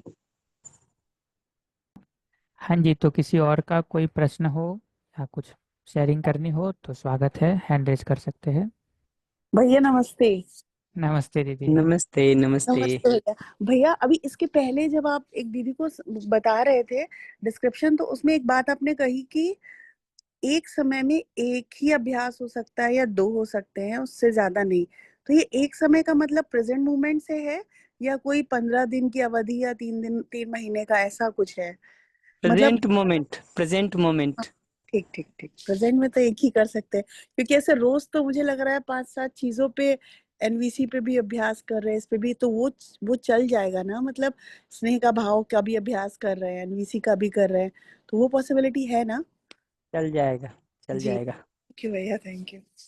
उसमें एक दूसरी बात ये होती है कि किसी एक मुद्दे पर, जैसे मान लीजिए व्यवहार का अभ्यास हम कुछ कर रहे हैं अभी आपसे बात करते समय, जी जी तो बात करते समय हम जहां जहां से भी कंसेप्ट लाए हों, चाहे स्नेह का भाव का लाएं, चाहे सुनने का लाएं, चाहे एनवीसी से लाएं, जी। अल्टीमेटली वो सब जुड़ करके हमारे लिए एक बिंदु या एक कंसेप्ट बन जाता है, ना कि अलग अलग टुकड़े के कंसेप्ट रहते हैं।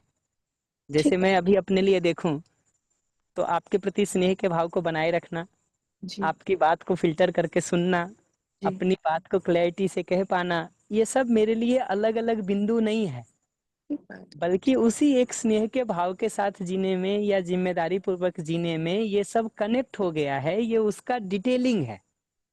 ठीक बात।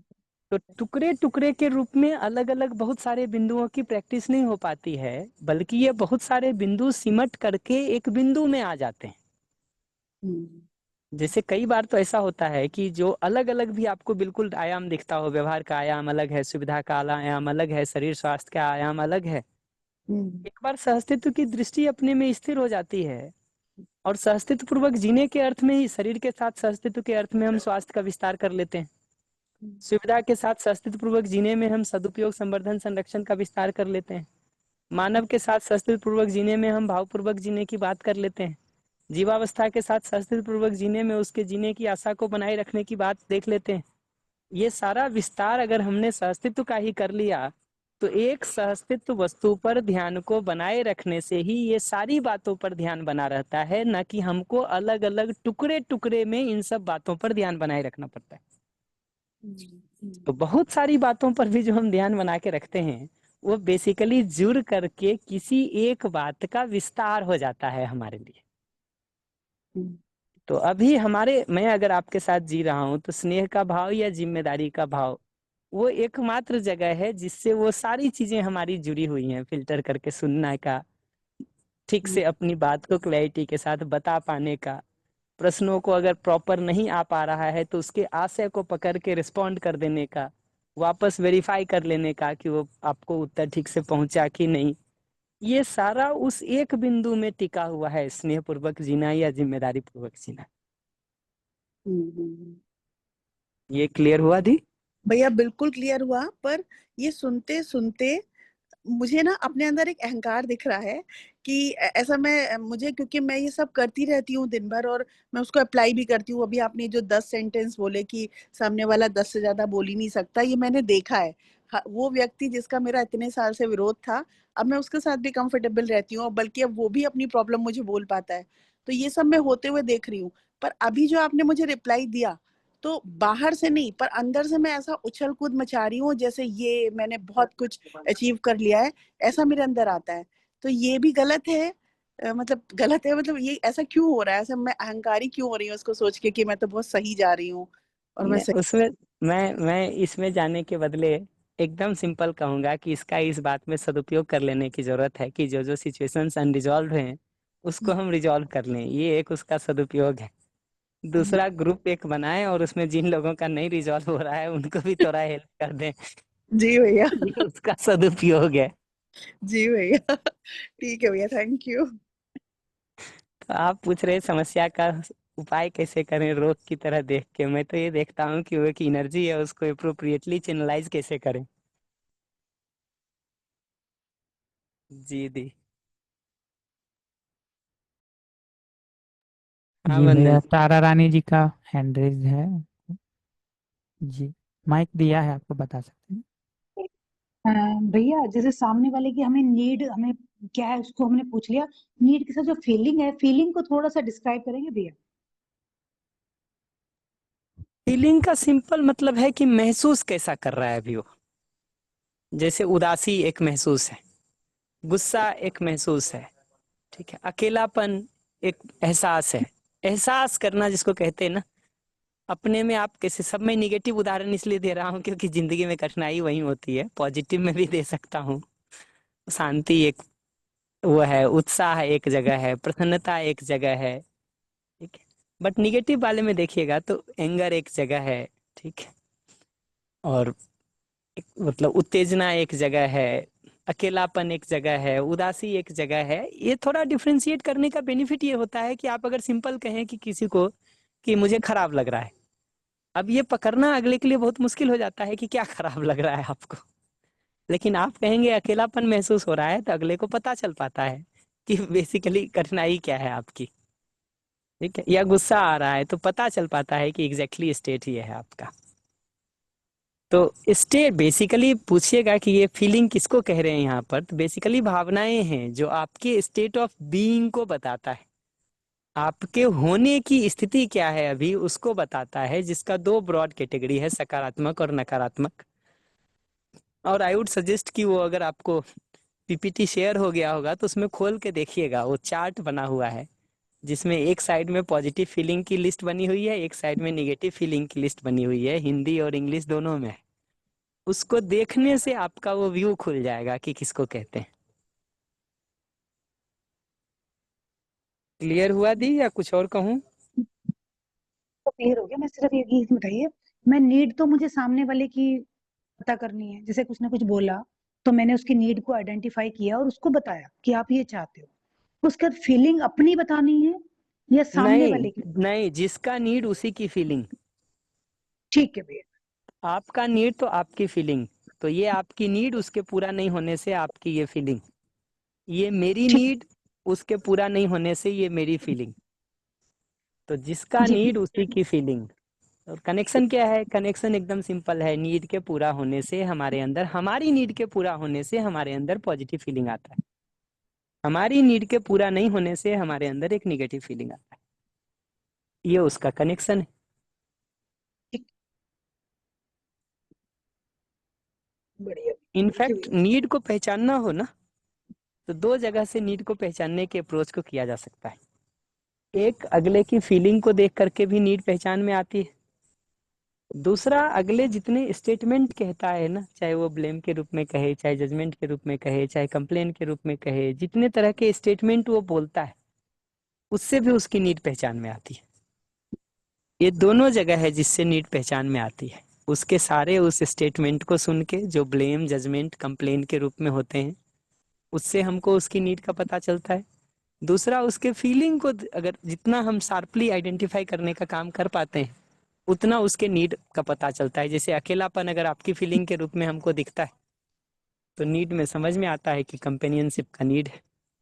इंक्लूसिवनेस का नीड, लोनलीनेस अगर आप फील कर रहे हैं, इसका मतलब नीड वहां से हमको पता चल जाता है कि इंक्लूसिवनेस या कंपेनियनशिप का नीड है। क्लियर हुआ दीदी या और कुछ कहूँ? क्लियर हो गया, थैंक यू भैया। बढ़िया।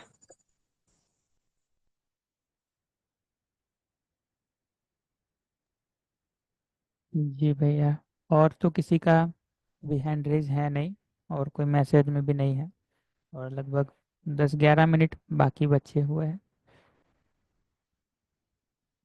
मैं सोचता हूँ ये 10-11 मिनट का प्रयोग इस रूप में कर लें कि अगली मीटिंग से हमको किस तरह से चीजों को चलाना है।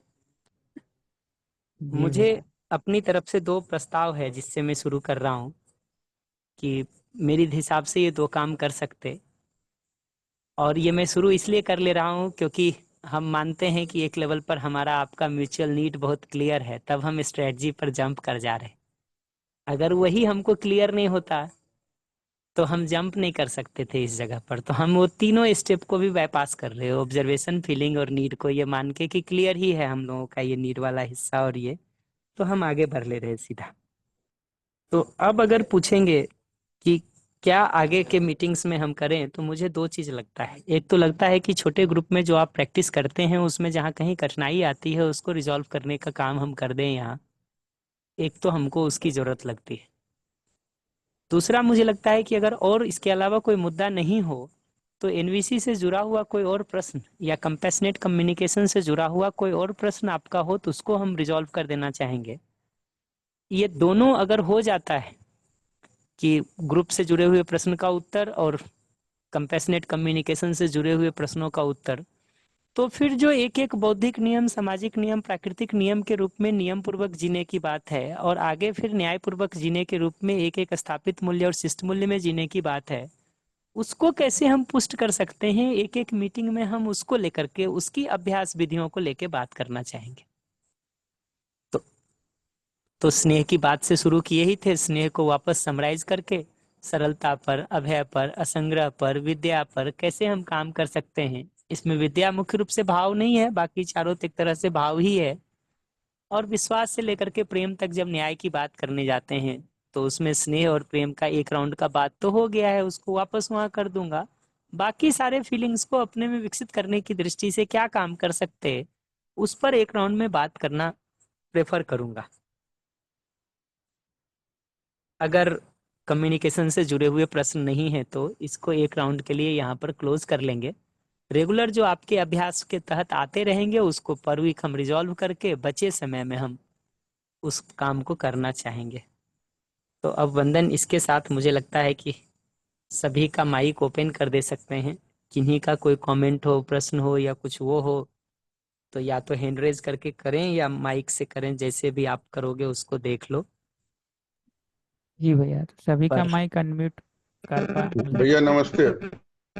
नमस्ते नमस्ते। नमस्ते। हाँ, मैं यानी कि ये आपके सुझाव तो बहुत अच्छा है, परंतु प्रश्नों में ही पूरा समय जैसे निकल जाता है, और वो भी इतना इम्पोर्टेंट जो आप कह रहे हैं, ये स्नेह या इस पे जो बात करनी है, तो एक टाइम लिमिट नक्की की जाए कि आखिरी 20 मिनट कम से कम इस पर बात करेंगे या 15 मिनट इस पर का बात करेंगे, और बाकी प्रश्न वगैरह हैं तो जैसे अब 1.5 घंटे में भी कोई प्रश्न रह जाते रह ही जाते हैं, तो प्रश्नों के वास्ते हम, और ये सॉल्विंग के वास्ते, सॉल्व करने के वास्ते जो आप कह रहे हैं छोटे ग्रुप का, उसका एक घंटे के 1.25 घंटे का पीरियड रखा जाए, बाकी का पीरियड वो स्नेह या इस जो ये जीवन विद्या, ये इससे जो मध्य दर्शन से जो जुड़े हुए जो मूल चीजें हैं उस पर रखा जाए, तो वो भी एक कांटेक्ट बना रहे।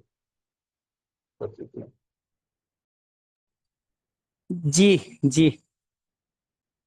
जी, तो किन्हीं का कोई सजेशन हो या कोई प्रश्न हो या कुछ कहना हो तो माइक अनम्यूट कर पाएंगे आप डायरेक्टली, बता सकते हैं।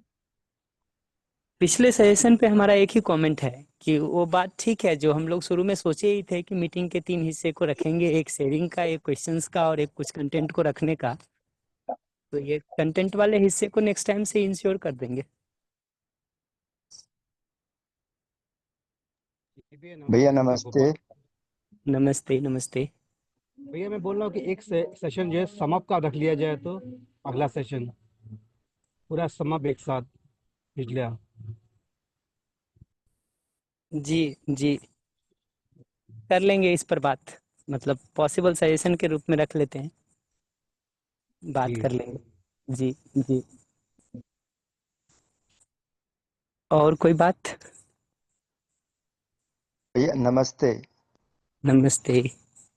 महेंद्र तोमर बोल रहा हूँ भैया। जी जी जी जी। भैया अभी हमारे ग्रुप तो शुरू नहीं हुए हैं, और क्या ग्रुप में हम हमारे हिसाब से भी कर सकते हैं क्या? Sorry sorry sorry. हाँ भैया, अभी ग्रुप हमारे तो बने नहीं है। जो छोटे ग्रुप उसके के आप लिए अभ्यास की बात कर शीतल रहे हैं, भैया तो अभी बंदन भैया ग्रुप बने। कोऑर्डिनेट कर रहे होंगे। भैया आपने मैसेज भेजा होगा क्या, मतलब वो जी जो मैसेज डिटेल से भेजना था वो,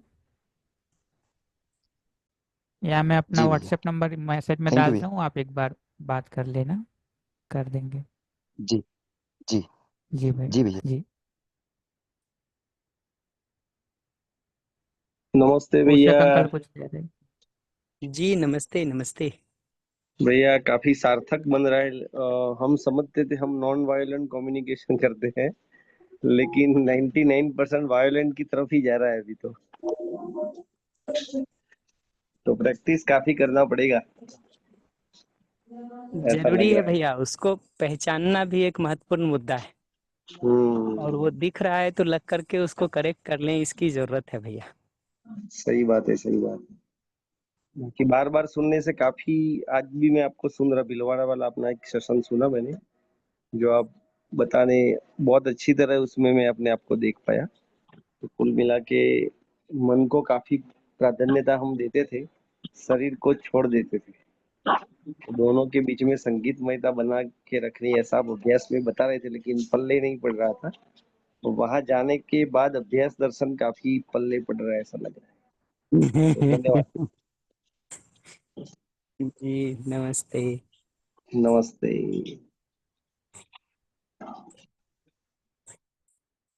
और कोई बात किन्हीं की?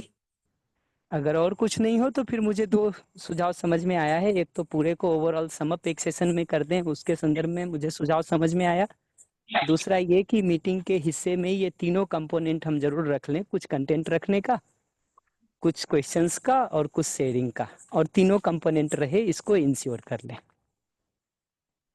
जी भैया। और कोई बात तो नहीं ना? भैया जी मैं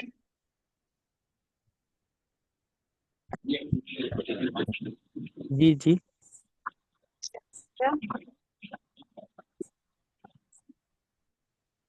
जी, बताइए ना। जी अभी 3 माइक एक साथ हुए हैं, पहले तारा रानी जी बता दे, बाकी 2 लोग फिर बाद में बताएंगे तो सुनाई पड़ेगा।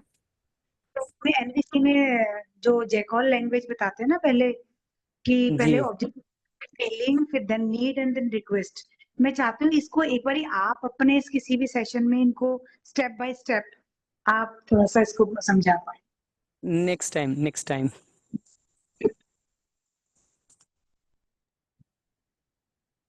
जी मनोरमा जी का भी माइक ऑन था, दीदी आप भी बता सकते हैं क्या कह रहे थे।